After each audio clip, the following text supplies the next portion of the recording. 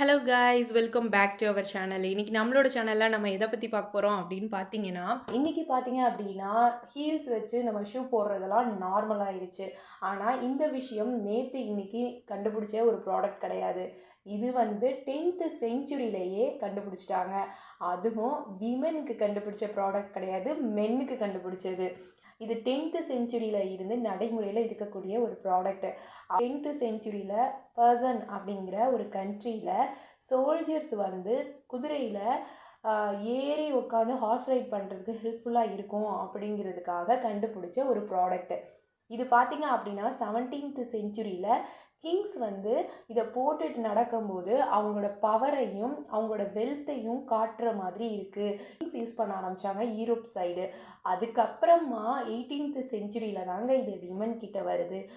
Women's கிட்ட வருது. அவங்க வந்து இதை வந்து ஒரு ஃபேஷன் பொருளாக யூஸ் பண்ண ஆரம்பிக்கிறாங்க.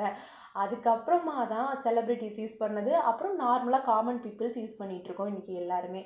இன்றைக்கி உள்ள சுச்சுவேஷன் என்ன அப்படின்னு பார்த்தீங்கன்னா, ஒரு ப்ராடக்ட் அப்படின்னு நம்ம எடுத்துக்கிட்டோம்னா அதில் நல்லதும் இருக்கும் கெட்டதும் இருக்கும்.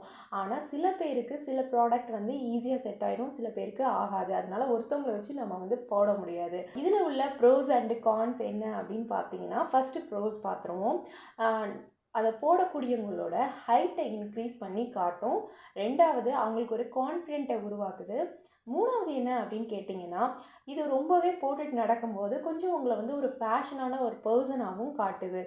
கான்ஸ் என்ன அப்படின்னு பார்த்தீங்கன்னா, கண்டிப்பாக இதை கண்டினியூஸாக போட்டுக்கிட்டு இருக்கிறவங்களுக்கு காலில் பிரச்சனை வந்துடுங்க. அதுலேயும் முக்கியமாக பார்த்தீங்க அப்படின்னா பேக் பெயினும் காலில் வந்து கான் வர்றது இந்த மாதிரியான பிரச்சனைலாம் வர்றதுக்கு ரொம்பவே வாய்ப்பு அதிகம் அப்படின்னு சொல்லப்படுது. ஆக மொத்தம் பார்த்தீங்க அப்படின்னா இந்த ப்ராடக்டை கண்டினியூஸாக யூஸ் பண்ணாமல் எப்போயாவது ஒரு தடவை போடுறீங்க அப்படின்னா ஓகே, ஆனால் அதுவும் செட் ஆகணும் பார்த்துக்கோங்க. கடைசியாக ஒரு விஷயம் நான் சொல்லணும். இந்த ப்ராடக்டை நீங்கள் போடுவீங்க, ஹீல்ஸ் வச்சு நான் யூஸ் பண்ணிகிட்ருக்கேன் அப்படின்னு நீங்கள் சொன்னீங்கன்னா ஒரு விஷயத்தை நீங்கள் மறந்துடாதீங்க, நீங்கள் ஒரு பீஸ் ஆஃப் ஹிஸ்ட்ரியை போட்டுட்ருக்கீங்க அப்படிங்கிறத. இந்த வீடியோ உங்களுக்கு பிடிச்சிருக்குன்னு நினைக்கிறேன். நெக்ஸ்ட் வீடியோவில் நம்ம பார்ப்போம். தேங்க்யூ ஃபார் வாட்சிங் this video guys. Take care. By.